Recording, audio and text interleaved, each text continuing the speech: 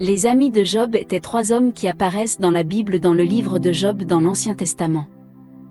Le texte biblique enregistre les noms des amis de Job comme Éliphaz, Bildad et Zophar.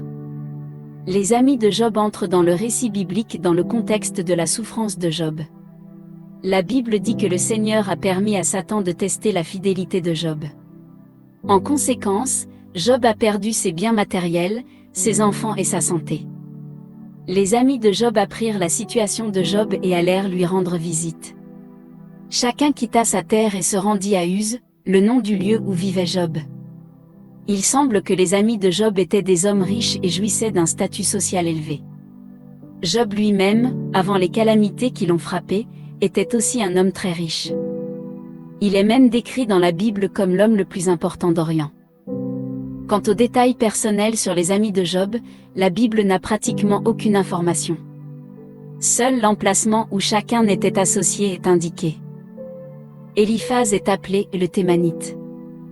Cela indique probablement qu'il était de Théman, un endroit qui dans le livre du prophète Jérémie est associé à la sagesse. Bildad s'appelle la Suita.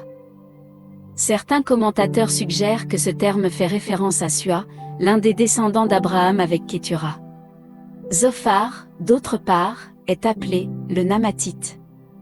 Certains érudits pensent que cette expression est peut-être liée à une ville de la région d'Édom. Si nous considérons que l'ordre dans lequel les noms sont mentionnés dans le texte biblique a à voir avec l'âge des amis de Job, alors Éliphaz était le plus âgé et Zophar était le plus jeune des trois. Ce genre d'ordre était courant dans les temps anciens. Mais de toute façon, les trois hommes étaient déjà vieux, encore plus vieux que Job. La Bible montre que les amis de Job proviennent de lui, alors qu'il quittait la lecture de terre et allait lui rendre visite. Plus la souffrance de Job était si grande qu'ils ne pouvaient même pas reconnaître Job de loin. Alors qu'il approchait, ils étaient très désolés pour le sort de Job. Ils pleuraient, chacun déchire ses vêtements et se jetait de la terre sur la tête. Toutes ces choses signalaient l'abattement des amis de Job, qui se comportent comme s'il était en deuil. En fait, ils restèrent silence pendant une semaine à côte de Job, assis par terre.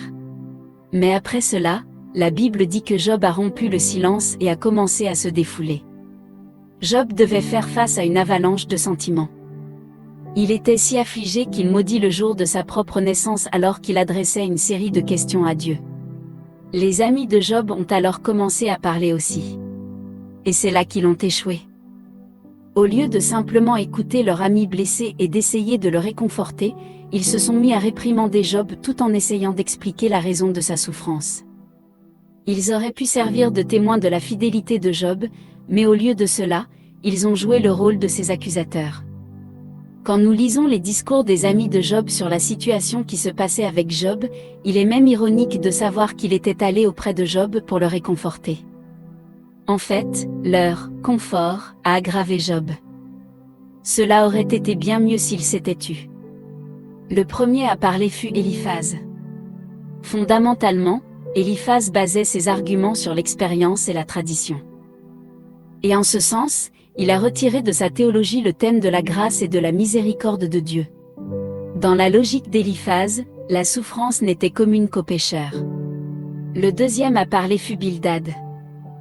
Dans son discours, Bildad s'est montré un grand légaliste. Il n'avait aucune sensibilité envers Job, son ami qui souffrait. Pour lui, s'il y avait souffrance alors il y avait péché caché. Il est même allé jusqu'à dire à Job, un père endeuillé, que tous ses enfants sont morts parce qu'il avait fait du tort à Dieu et pour cela ils ont été punis. Le dernier des amis de Job à parler fut Zophar. Mais dans l'ensemble, il a suivi la même ligne de persécution contre Job. Il semble qu'il ne croyait pas aux souffrances des justes, ce qui représentait évidemment une autre accusation selon laquelle Job était dans le péché. Même Zophar a même affirmé que Job souffrait moins qu'il ne le méritait réellement. Les amis de Job ont échoué parce qu'ils pensaient pouvoir tout expliquer. Ils ne croyaient pas qu'ils pouvaient mettre les desseins insondables de Dieu dans leur système de « réponse rapide ».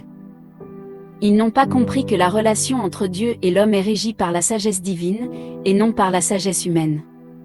La vérité est que les amis de Job ont raté l'occasion d'exercer la miséricorde. Leur orthodoxie ne laissait aucune place à la compassion. En bons amis, ils n'avaient qu'à réconforter Job, mais au lieu de cela, ils ont fait de la douleur de Job un débat théologique. Dans le processus, ils ont même cité de vrais principes bibliques mais ont mal appliqué ces principes. Donc, cela aurait vraiment été mieux si les amis de Job avaient gardé le silence. Pour tout cela, à la fin, les amis de Job ont été réprimandés par le Seigneur et ont dû demander pardon à Job qui a prié pour eux.